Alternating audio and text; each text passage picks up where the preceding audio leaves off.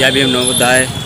Hello family, welcome back to the new blog. तो दोस्तों आज जो है हम लोग एक प्रोग्राम है वो मैं आप लोगों को बाद में बताऊंगा कि हम लोग की यहाँ क्यों है, लेकिन ब्लॉग को पूरा देखिएगा, बहुत इंपॉर्टेंट ब्लॉग है। कहाँ रुके हो? और हमारे साथ में मानो इधर पीछे है सुमित और अभी दो दोस्त और भी आ रहे हैं बाकी। तो दोस्तों अभी जो हम लोग पंचशील और जय भीम के बैनर क्या कहते हैं पोस्टर वगैरह जो झंडे वगैरह हैं वो ले रहे हैं। यहाँ पर पंचशील निकला जा रहा है, मानो तलवार आदि। बाकी हम लोग जिस प्रोग्राम में जा रहे हैं वो प्रोग्राम हम आगे चल के आप लोगों को दिखाएंगे चल के आके वो। और हमारे दो दोस्त वो अभी हॉस्टल पे वेट कर रहे हैं और लड़के हैं उनके लिए। और अभी हम लोग एक प्रोग्राम करने जा रहे हैं, उसके लिए आज हम लोग यहाँ पर इकट्ठे हो रहे हैं सारे जितने भी मतलब जो अपने दोस्त हैं। ये आदि साथ में आ गया, ये हॉस्टल में था।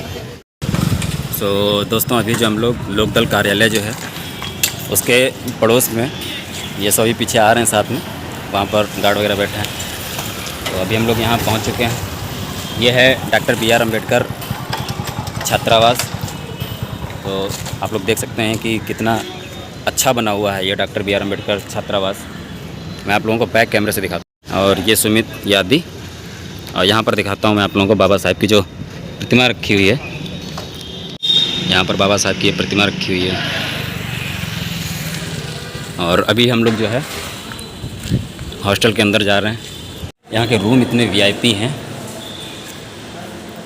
और बाकी आप लोग यहाँ पर देख ही सकते हैं क्या क्या सारी चीज़ें हैं इस साइड में।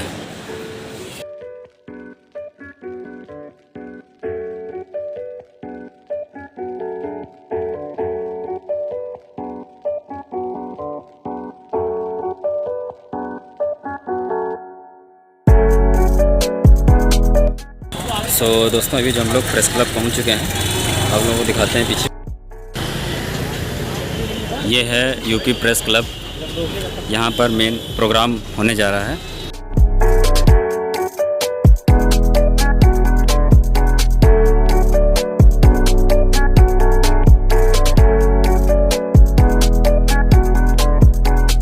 तो आज असल में यहाँ पर एक हम लोग प्रोग्राम करने जा रहे हैं जिसमें लखनऊ यूनिवर्सिटी के अंदर बापसा यूनिट का जो प्रोग्राम होने जा रहा है उसके लिए कि आप सभी लोग देख रहे हैं। ये सामने बापसा का बैनर लगा हुआ है बिरसा अम्बेडकर फुले स्टूडेंट एसोसिएशन का, जिसकी आज लखनऊ विश्वविद्यालय के अंदर स्थापना की जा रही है। उसके उपलक्ष्य में ये सारे स्टूडेंट यहाँ पर मौजूद हैं, बाकी अभी और लोग आ भी रहे हैं। सो ये पूरा प्रोग्राम जो है उसी के उपलक्ष्य में है।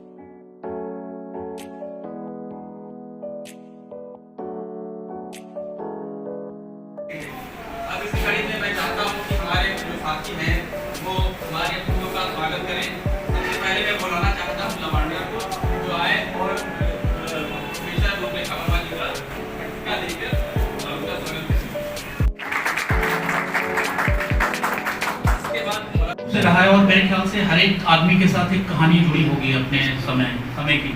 और ये 21वीं सदी चल रही है, इसमें कहानियाँ जुड़ी होंगी। मैं 20वीं सदी की बात कर रहा था। तो आप लोगों ने हर दुख महसूस किया है, उस दुख को दूर करने के लिए बापसा एक नया संगठन, लखनऊ में संगठन तो पुराना है लेकिन लखनऊ में इसे आप लोगों ने क्रिएट किया। अभी मैडम बाइट दे रही थी, बहुत अच्छी बातें बताई कि हम अपने उन भाइयों का जो वंचित हैं, जो अधिकार विहीन हैं, जिनको जानकारी नहीं है, उनकी सहायता के लिए हम ही उनको हमारा संगठन जो हम ही ने बनाया है अपने भाइयों के लिए, उनको इस कैंपस में मदद मिलेगी। जिस पॉलिसी बनाई गई थी रिजर्वेशन की, उसमें उस टीम में भी प्रोफेसर रमेश दीक्षित थे, इसलिए आज वो हमारे बीच में है। आपको बहुत सारी चीज़ें बताएंगे, इसीलिए वक्ता के रूप में शुरू हुआ। जो आदिवासी छात्र छात्राएं हैं, दलित हैं, पिछड़े हैं, पसमानदा हैं, कमज़ोर तबके के जो छात्र छात्राएं जो समस्याओं का तमाम प्रशासनिक स्तर पर या और दूसरे तरीके से सामना कर रहे थे, उनके समाधान के लिए एक संगठन वहाँ पे बनाया गया जिसको बापसा कहा गया। और बापसा का मुझे लगता है कोई राजनीतिक दल नहीं है, जितना मैं जानता हूँ, हालांकि वो सही है, कोई राजनीतिक दल से उसका कोई संबंध नहीं है। ये केवल विद्यार्थियों का संगठन है और उसकी लखनऊ विश्वविद्यालय इकाई आज शुरू हो रही है। मैं देख रहा हूँ बिल्कुल नौजवान छात्र छात्राएँ हैं यहाँ, थोड़ा हड़बड़ी भी है उनमें। उस तरह का मुझे लगता है कि उनको ट्रेनिंग भी नहीं मिली हुई है। मानगढ़ को ही मैं देख रहा था। तो ये अच्छा है, शुरुआत अच्छी है। और हमारे बीच में जो लोग हैं अभी डायस पर और सामने, वो ऐसे लोग हैं कि जिन्होंने तमाम संगठनों को खड़ा किया है और बड़े संगठन आज भी वो चला रहे हैं। मैं स्वागत का ही कार्यक्रम बात कहूँ तो ज़्यादा अच्छा है। हमारे बीच में आज के इस स्थापना दिवस की जो अध्यक्षता कर रही हैं मैडम प्रोफेसर उत्तरेखा वर्मा जी, आप सब उनसे परिचित होंगे। साझा दुनिया की वो चेयरपर्सन हैं, इसके अलावा सेक्रेटरी हैं, इसके अलावा देश के तमाम मानवाधिकार संगठनों के साथ वो जुड़ी हुई हैं। लखनऊ विश्वविद्यालय की वो वाइस चांसलर रह चुकी हैं और साथ ही साथ स्त्री मुद्दों से लेकर के विभिन्न जो लोकतांत्रिक मुद्दे हैं उन पर लगातार मुखर रही हैं। और जिस तरह से खुद वो लोकतांत्रिक रही हैं, विद्यार्थियों के साथ उनका जो संबंध रहा है, मुझे लगता है कि आज भी वो उसी जिंदादिली के साथ वो तमाम नौजवानों से लगातार उनका संबंध, संपर्क और संवाद रहता है। तो वो आज हमारे बीच में है। हम उनका बहुत स्वागत, अभिनंदन करते हैं बादशाह की टीम की तरफ से। हमारे बीच में आज के मुख्य अतिथि आदरणीय हरिश्चंद्र जी हैं, जो पूर्व IAS हैं। वो भी लगातार सामाजिक संगठनों में अपनी सक्रियता दर्ज कराते रहते हैं तमाम मुद्दों पर। वो चाहे प्रशासनिक लोगों से जाकर के मिलना हो, राजनीति में लोगों से जाकर के बात करना हो, मुद्दों के लिए वो लगातार सक्रिय हैं, एक संगठन भी चलाते हैं। तो आज ऐसी शख्सियत हमारे बीच में है, आज वो मुख्य अतिथि है और मुझे लगता है कि जो बहुजन आवाज़ है उसको ज़्यादा मुखर करके वो सामने रख रहे हैं। हम उनका भी इस्तेमाल करते हैं, बहुत अभिनंदन करते हैं बादशाह की तरफ से। तीसरी शख्सियत हमारे बीच में वो हैं जो बहुजन मुद्दों पर लगातार बहुत ज़्यादा मुखर रहे हैं और आज भी हैं। और ख़ास मैं तारुफ उनका इसलिए कराना चाहता हूं कि वो स्वयं JNU के बिल्कुल शुरुआती पीढ़ी के हैं और उस पीढ़ी के हैं जिन्होंने JNU के छात्र जो वहाँ पर छात्र संगठन है उसको बनाने में भूमिका अदा की है। प्रोफेसर रमेश दीक्षित उस समय विद्यार्थी हुआ करते थे और जो छात्र संगठन का संविधान है उसको भी लिखने में उनकी सबसे बड़ी भूमिका रही है। और तीसरी, हमारे कारवां को मंजिलों का इंतजार है, ये आंधियों ये बिजलियों की बीट पर सवार है। हमारे कारवां को मंजिलों का इंतजार है, ये आंधियों ये बिजलियों की बीट पर सवार है। दुआ कदम मिला के चल चलेंगे एक साथ हम, अगर कहीं है स्वर्ग तो उतारना जमीन पर। तू जिंदा है तू जिंदगी की जीत पे यकीन कर, अगर कहीं है स्वर्ग तो उतारना जमीन पर। बुरी है आग पेट की, बुरे हैं दिल के दाग, ये न दब सकेंगे एक दिन बनेंगे इनकलाब ये। बुरी है आग पेट की, बुरे हैं दिल के दाग, ये न दब सकेंगे एक दिन बनेंगे इनकलाब ये। गिरेंगे जुल्म के महल, बनेंगे फिर नवीन घर, अगर कहीं है स्वर्ग तो उतारना जमीन पर। तू जिंदा है तू जिंदगी की जीत पे यकीन कर, अगर कहीं है स्वर्ग तो उतारना जमीन पर। तू जिंदा है तू जिंदा है तू जिंदा है।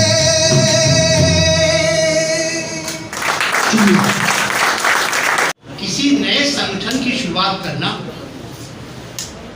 कोई तमगा नहीं है या कोई बड़े कहना चाहिए सुख की बात नहीं है, जोखिम है। एक ऐसे दौर में जबकि कुछ भी ऐसा कह देना या न भी कहना, सिर्फ उनको लग जाना कि आपने कुछ कहा है, आपके लिए जेल के रास्ते खोल सकता हूँ। तो जिन लोगों ने जिम्मेदारियां संभाली हैं, मैं उन नौजवानों को, लड़के लड़कियों को इस बात की वाला बात देता हूँ कि आपने इस दौर की हकीकत को जानते हुए भी आपने पहल की है, ये जोखिम मोल लिया है, इसलिए मैं आपकी बहादुरी के जज्बे को सलाम करता हूँ।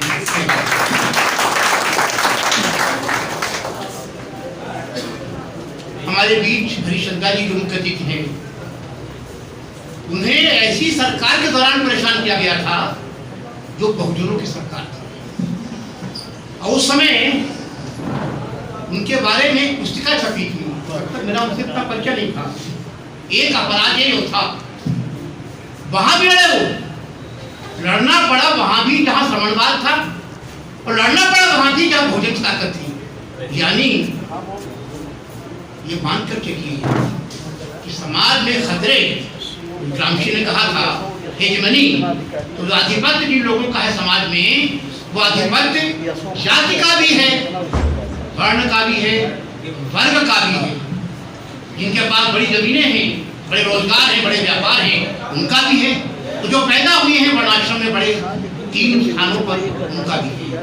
वो जो हेजमनी है, जो आधिपत्य है, उसके खिलाफ जो लोग हैं, उनके लिए ग्रामशी ने शब्द इस्तेमाल किया है सबाल्टर्न। सबाल्टर्न वर्ग के वो लोग हैं जो हाशिए के लोग। तो इतनी जानकारी दे रहा हूं आपको कि कार्ल मार्क्स ने सोचा था कि लड़ाई 2 वर्गों में है, एक पूंजीपति वर्ग है, एक सरबराह वर्ग। चीजें इतनी आसान नहीं है। भारतीय संदर्भ में, तीसरी दुनिया के संदर्भ में ये जो 2 विभाजन है पूंजीवाद और मजदूर का, के बीच में कई विभाजन है। तो ये जो सबाल्टर्न वर्ग होता है, ये जो आपका संगठन है, वो उन वर्गों की सही रहनुमाई करता है। सही बात। इसमें नीचे के लोग हैं, निम्न वर्गीय हैं, हाशिए के समूह के लोग हैं, सबाल्टर्न लोग हैं, उन तमाम लोगों की एकजुटता जरूरी इसलिए था कि अलग अलग संगठन पिछड़ों के, अलग अलग संगठन दलितों के, माइनॉरिटीज के, नतीजा क्या होता था? शासक शोषक वर्ग को आसानी हो जाती है हर एक को अलग अलग ढूंढने में। इसलिए ये जो बहुजन एकता है, जो सबाल्टर्न यूनिटी है, ये यूनिटी बहुत जरूरी है। इसमें पसमानदा मुसलमान, गरीब मुसलमान, जिसमें पिछड़े, जिसमें दलित और जिसमें आदिवासी सभी शामिल हैं, क्योंकि इन तमाम समूहों के दर्द एक जैसे हैं, इनकी परेशानियां एक जैसी हैं, इनके कष्ट एक जैसे हैं, इनके सपने भी एक जैसे हैं। और इसलिए जो कहा था बुद्ध ने भी, जो बाबा साहब ने बार बार कहा, एक ही रास्ता है, शिक्षित हो, जागरूक हो, संगठित हो, इसके अलावा कोई चारा नहीं। बिना संगठन के आप उन लोगों की ताकत का प्रतिकार नहीं कर सकते, प्रतिरोध नहीं कर सकते।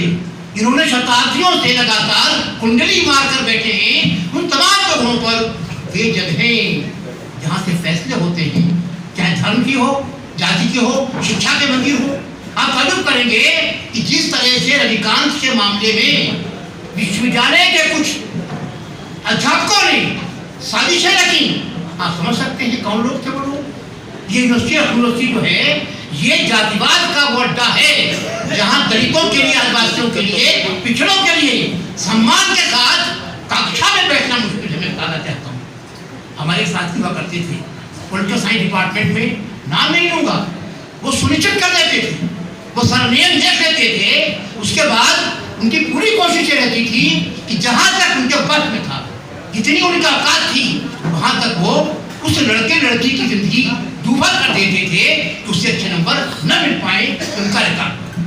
तो सवाल ये है, हम एक ऐसे समाज में रह रहे हैं जहां हर तरह की दमनकारी ताकतें सक्रिय हैं, दबाव हर तरह के हैं, लिंग के आधार पर, जाति के आधार पर, धर्म के आधार पर, क्षेत्र के आधार पर, भाषा के आधार पर, हर तरह के आधिपत्यकारी लोग हैं जो कमजोरों को दबाने की कोशिश करते हैं। इसलिए संगठन में एकता है, संगठन में ही ताकत है। तो मुझे पूरी उम्मीद है कि आपका यह संगठन, ये जो 3 बड़े नाम हैं, इनके नाम जो बनाया गया है, उनके सपनों के अनुरूप काम करेगा और निश्चित तौर पर लखनऊ विश्वविद्यालय के उस माहौल को बनाने की कोशिश करेगा जिस माहौल में एक रजनीकांत को जाति सूचक धनिया दी जाती है और वो लिखा पड़ जाते हैं। एक रजनीकांत को यूनिवर्सिटी में अपनी जान बचाने के लिए प्रैक्टिकल ऑफिस जाना पड़ता है और प्रैक्टिकल ऑफिस उनको हवाले कर देता है हत्यारों के बीच, उन लोगों के बीच। इसलिए मित्रों, बड़ी चुनौती है। मैं बार बार देता हूँ, संक्षेप में 2 बातें कहना चाहता हूँ। आज जब मैं संगठन को बनते हुए देख रहा हूँ, तो जिसका जिक्र किया रजनीकांत जी ने, आप भी जैसी उम्र हुआ करती थी, 24 साल पूरे नहीं हुए थे जब मैंने और प्रकाश कारक ने, जब यूनिवर्सिटी नई बनी थी, उत्तर में JU बना था कागज पर, 70 से अस्तित्व में आना शुरू हुआ, तो हम लोगों ने तय किया यहाँ का छात्र संगठन बनाया। ये संयोग था कि प्रकाश और मैं दोनों उस यूनियन के पदाधिकारी थे जो पहले से चल रही थी SIS की स्टूडेंट एसोसिएशन। हमने फैसला किया JNU छात्र संघ की स्थापना करना, इसलिए हम लोग उसके संस्थापक बन जाते। आज आप देखें कि वो JNU छात्र संघ हिंदुस्तान में लोकतांत्रिक संघर्षों का सबसे बड़ा संगठन है और दुनिया हिंदुस्तान में यह बाहर भी जहाँ जहाँ संघर्ष हो रहा है दमन के खिलाफ, शोषण के खिलाफ, वहाँ पाते हैं JNU छात्र संघ अगली कतार में है। मित्रों, मुझे फख्र हो रहा है इस बात का कि मैं उससे जुड़ा, खुशी हो रही इस बात की कि आप एक नए संगठन की शुरुआत करने जा रहे थे यूनिवर्सिटी में, जो यहाँ अभी तक नहीं था। आने वाले दिनों में हम लगातार मिलते रहेंगे, लगातार कंधे से कंधा मिलाकर संघर्ष करेंगे, जितनी हमारी ताकत है। इस उम्मीद के साथ, इस वायदे के साथ कि आने वाली लड़ाई मुश्किल लड़ाई, आने वाले दिन संघर्ष के दिन है, मुश्किल दिन है। लोकतंत्र को बचाने की जरूरत है बचाने की। जो समाज के दलित शोषित तबके हैं उनके बच्चों को शिक्षा मिलती रहे, क्योंकि जितना ज़्यादा शिक्षा के दरवाजे बंद हो रहे हैं, जितना ज़्यादा शिक्षा पर निजीकरण का दबाव हो रहा है, उतना ज़्यादा हमारे आपके यूनिवर्सिटियों के दरवाजे बंद होते जा रहे हैं। इसलिए आपकी मांग होनी चाहिए कि हम शिक्षा पर अदानियों का, अंबानियों का कब्जा नहीं होने देंगे। हम चाहते हैं कि रास्तों से, शिक्षा के रास्तों को और चिकित्सा के रास्ते, दवा और शिक्षा के रास्ते को सरकार यहाँ से भाग नहीं सकती है। सरकार के अंडर में रहना चाहिए, क्योंकि सरकार पर हम दबाव डाल सकते हैं, धन्ना सेठों पर हमारा दबाव चलता है। इन शब्दों के साथ बड़ी शुभकामनाएं आप सभी को, क्योंकि आपने एक जोखिम मोल लिया है। हमारा वादा है कि हम हर जोखिम में आपके साथ हैं। नफस कदम कदम बस एक फिक्र दम बदम, नफस नफस कदम कदम घिरे हैं हम सवाल से हमें जवाब चाहिए, घिरे हैं हम सवाल से हमें जवाब चाहिए। जवाब दर सवाल है कि इनकलाब चाहिए, जवाब दर सवाल है कि इनकलाब चाहिए। जवाब दर सवाल है कि इनकलाब चाहिए, जवाब दर सवाल है तो इनकलाब चाहिए।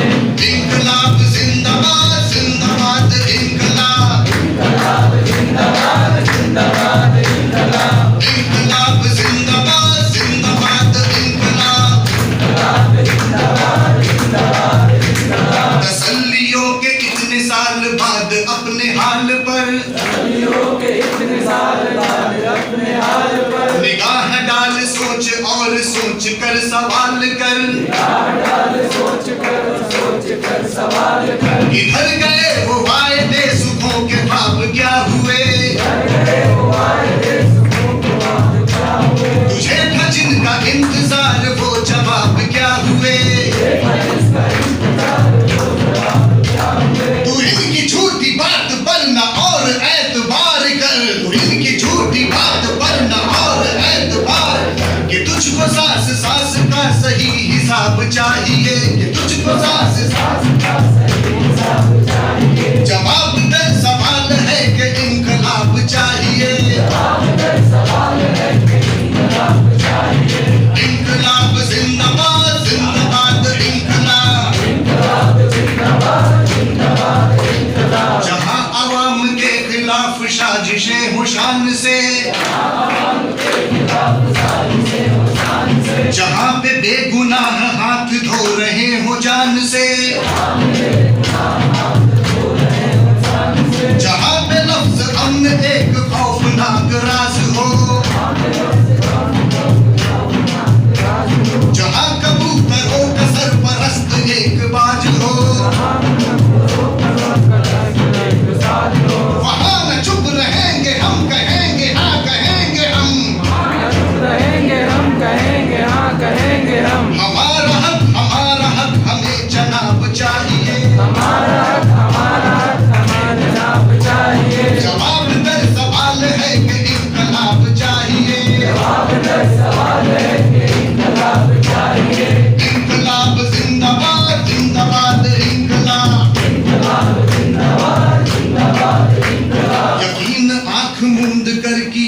जिन पे जान कर, वही हमारी राह में खड़े हैं सीना तान कर, उन्हीं की सरहदों में कैद है हमारी बोलियां, वही हमारी ढाल में बरस रहे हैं गोलियां, जो इनका सर मरोड़ दे गुरूर इनका तोड़ दे, वो सरफरोश आरज़ू वही शबाब चाहिए, जवाब दर सवाल है कि इनकलाब चाहिए, इनकलाब जिंदाबाद जिंदाबाद इनकलाब, इनकलाब जिंदाबाद जिंदाबाद इनकलाब, इनकलाब जिंदाबाद जिंदाबाद इनकलाब, इनकलाब जिंदाबाद जिंदाबाद इनकलाब, इनकलाब जिंदाबाद जिंदाबाद इनकलाब, इनकलाब जिंदाबाद जिंदाबाद इनकलाब। शुक्रिया। और इसीलिए मेरा आप सभी से निवेदन है कि आप इस काम में प्रतिभागी बने और हमारा सहयोग करें। धन्यवाद। मैं बस इतना ही कहना चाहूँगी, आप सब लोग समर्थन बी आर अम्बेडकर और हमारे समाज में बहुजन समाज में जन्मे उन तमाम महापुरुषों के चरणों में श्रद्धा की सुमन अर्पित करते हुए मैं अपनी बात को रखता हूँ। और साथ ही साथ हमारे बीच बैठे तमाम गुरुजन मुख्य अतिथि इनका सादर स्वागत अभिनंदन करता हूँ कि वो यहाँ आए और हमारे इस संगठन की शुरुआत में अपनी एक महत्वपूर्ण भूमिका निभाते हुए हमें आगे बढ़ाने का काम अपने वचनों से कर रहे हैं। बहुत बहुत धन्यवाद। जैसा कि हम सब जान रहे हैं, आज बादशाह को लखनऊ विश्वविद्यालय में लाने का काम किया जा रहा है। वहाँ हमारे जैसे तमाम छात्र जो यहाँ एकत्रित हुए हैं उनका भी मैं बहुत बहुत स्वागत और अभिनंदन करता हूँ। और हम ये कहना चाहते हैं कि लखनऊ विश्वविद्यालय में हो रहे दलित उत्पीड़न पर हम पूर्ण जोर से आवाज उठाने का काम करेंगे। उनकी सारी तकलीफों को ध्यान रखते हुए अपने पूर्ण जोर से उनका सहायता करने का काम करेंगे। और इन सब बातों के साथ मैं अपनी वाणी को विराम देता हूँ। जय भीम। इकट्ठा करिए, तीसरा उतर के भाग जाता है। लेकिन हमारे लोगों को ये नहीं समझ में आता है, राष्ट्रपिता ज्योतिबाराव फूले ने जब इस मूवमेंट को स्टार्ट किया तो उनकी एज मात्र 19 साल थी। माता सावित्रीबाई फूले ने उनका जब साथ सहयोग किया तो उनकी उम्र 17 साल थी। बिरसा मुंडा ने इस देश में जो दमनकारियों के खिलाफ आंदोलन छेड़ा उनकी उम्र 22 साल थी। बाबा साहब अम्बेडकर ने जब इस देश में बहुजन समाज को, जो करोड़ों हजारों सालों से दबा कुचला वंचित समाज है, उन्होंने इस देश के लोगों के लिए जब मूवमेंट स्टार्ट किया तो उनकी उम्र मात्र 25 साल थी। और जो हमको आरक्षण मिला 1848 से लेकर 6 दिसंबर 1956 तक जो 108 साल का मूवमेंट चला, उसकी बदौलत इस देश में हमको रिप्रेजेंटेशन मिला। और रिप्रेजेंटेशन के बदौलत रविकांत सर प्रोफेसर बने, डॉक्टर साहब प्रोफेसर बने, हमारे तमाम भाई बहन आज रिसर्च कर रहे हैं, ये उन्हीं की बदौलत है। अब हमको जरूरत है, जो ये कहा जाता है कि बाबा तेरा मिशन अधूरा, हम सब मिलके करेंगे पूरा।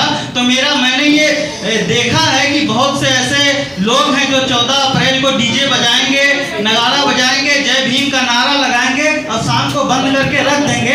तो वो ऐसे लोग हैं जिनको जय भीम में तो विश्वास है, बाबा साहब में तो विश्वास है, लेकिन बाबा साहब ने जो रास्ता बनाया है उस रास्ते पे चलने वाले लोग नहीं हैं। अगर इस समाज के सभी लोग ईमानदार होते तो आज 70 साल के बाद 75 साल की देश की आज़ादी का हो गया। हम लोगों को रिजर्वेशन मिले इतने साल हो गया, लेकिन आज भी आपके समाज के प्रोफेसर के साथ अपमानजनक व्यवहार किया जाता है और बीसी और प्राक्तर उसके खिलाफ कार्रवाई नहीं करते हैं। आपके भाई और बहने को बारात निकलने से रोकी जाती है, मूंछ रखने पे मारा जाता है। क्या इसी लोकतंत्र के लिए बाबा साहब अम्बेडकर ने इस देश में लड़ाई लड़ी थी? ऐसा क्यों हुआ है? ऐसा हुआ है जो हमारे समाज में पॉलिटिशियन बने, वो गरीबी में, मुझे याद है मेरे ही जिले के लोग जो चप्पल पहनने की जिनकी हैसियत नहीं थी वो भी सांसद, विधायक, एमपी, एमएलए बने हैं। लेकिन आज वो मूवमेंट को भूल गए। आज बहुत से एसपी, डीएम, जज, कलेक्टर बने जो अपनी बीवी टीवी में मस्त रहते हैं, समाज का हिस्सा भूल गए। लेकिन मेरे प्यारे दोस्तों, मुझे आप लोगों पे गर्व है कि आप उन लोगों में से नहीं हैं। आप बाबा साहब अम्बेडकर के सच्चे सिपाही हैं, इसलिए इस पीड़ा को देख करके आप लोग यहाँ इकट्ठा हुए हैं। और 100% मुझे भरोसा है जो ये मूवमेंट आप स्टार्ट करना चाहते हैं, सिर्फ लखनऊ यूनिवर्सिटी में नहीं, आने वाले तमाम यूनिवर्सिटियों में इसका विस्तार करना होगा, क्योंकि हम लोग निराशावादी व्यक्ति नहीं है। बाबा साहब अम्बेडकर कभी जीवन में निराश नहीं हुए, अपने जीवन के आखिरी सांस तक इस देश के दबे कुचले वंचित समाज के लिए लड़ाई लड़ते रहे।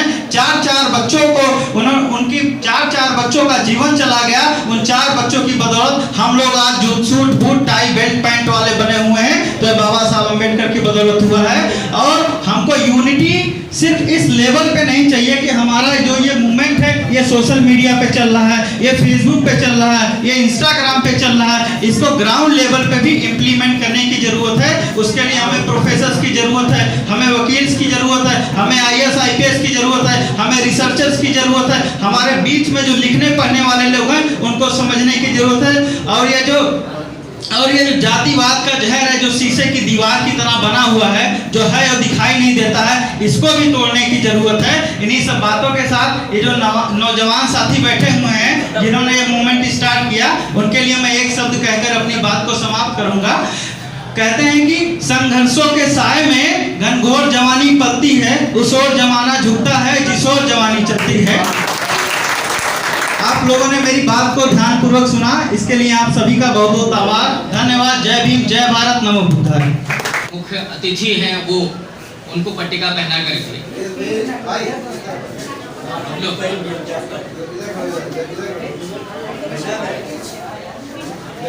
ऐसे थोड़ा इधर से लाओ, इधर से आदित्य वर्धन, हाँ फिर इधर देख लें। आदित्य वर्धन, ये 2 उपाध्यक्ष लखनऊ इकाई बादशाह के आदित्य वर्धन। मैं गुजारिश करूंगा प्रोफेसर रमेश दीक्षित जी से कि वो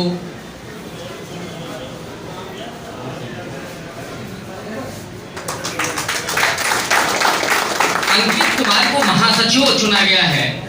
अंकित कुमार महासचिव, मैं गुजारिश करूंगा प्रोफेसर हरिराम जी से कि वो उन्हें पट्टिका पहना करके उन्हें पद के प्रति जिम्मेदार बनाए। ये अंकित कुमार हैं।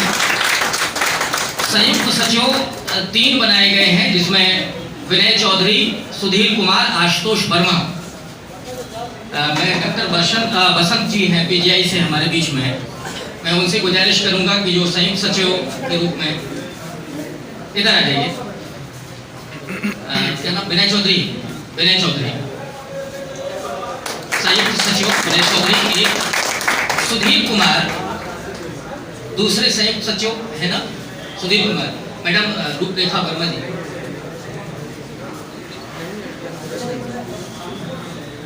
तीसरे आशुतोष वर्मा। सर आदरणीय हरिश्चंद्र जी,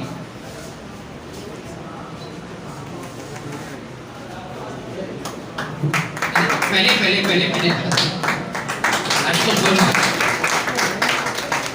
5 सचिव बनाए गए हैं, जिसमें सूजा उर रहमान, हरीश रावत, संघमित्रा। मैं संघमित्रा से ही शुरू करता हूँ। मैडम रूपरेखा वर्मा जी, हरीश रावत नहीं है, ठीक है। तो पहले किसका नाम था?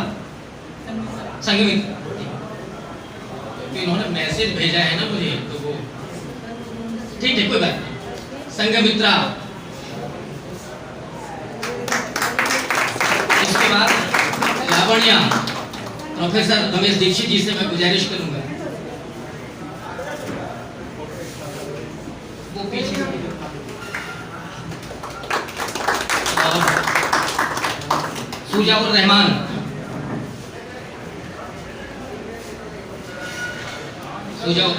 हाँ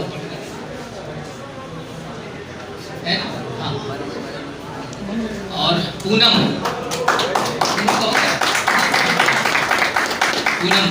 मैडम रूपरेखा वर्मा जी से गुजारिश करूं। राहुल कुमार डॉक्टर बसंत जी से निवेदन करूंगा। फोटो क्लिक करो।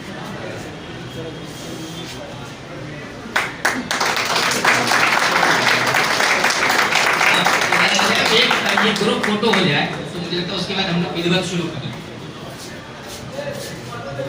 क्या कहना चाहेंगे आज के कार्यक्रम के बारे में? आज के कार्यक्रम के बारे में मैं इतना कहना चाहूँगा कि हम लोग दलित बहुजनों का पहला संगठन स्टूडेंट एसोसिएशन बना रहे हैं लखनऊ यूनिवर्सिटी के अंदर, और हम लोग की कोशिश ये रहेगी कि दलित बहुजन छात्रों से रिलेटेड कोई भी मुद्दे हों उन पर हम काम करेंगे, उनके लिए आवाज़ हो। दलित बहुजन छात्रों के लिए फीस हो गई, कोचिंग हो गई या अन्य हॉस्टल हो गए, इस तरह की कोई भी समस्याएं, महिलाओं की कोई समस्याएं जो कि छात्राओं से रिलेटेड हो, अल्पसंख्यक वर्ग, आदिवासी वर्ग, इन सबसे रिलेटेड जितनी भी समस्याएं हैं उनके लिए हम काम करेंगे, आवाज़ उठाएंगे। आपको जिम्मेदारी दी गई है अध्यक्ष जी, तो आप इसको कैसे कार्य योजना बना के काम करेंगे? क्योंकि तमाम समस्याएं हैं लखनऊ विश्वविद्यालय में, फीस की समस्या हो, हॉस्टल की समस्या हो, और भी सारी कैंपस की समस्या है, तो कैसे ठीक करेंगे? सारी समस्याओं के लिए हम लोग का कार्यकारिणी बनी हुई है, पदाधिकारी हम लोग बैठ करके मीटिंग करेंगे, उसके बारे में विचार विमर्श करेंगे, जिस निष्कर्ष पर पहुँचेंगे उसी हिसाब से काम किया जाएगा। और बाकी हम लोग के टीचर हैं, प्रोफेसर हैं जो हम लोग का मार्गदर्शन करेंगे इस चीज़ में।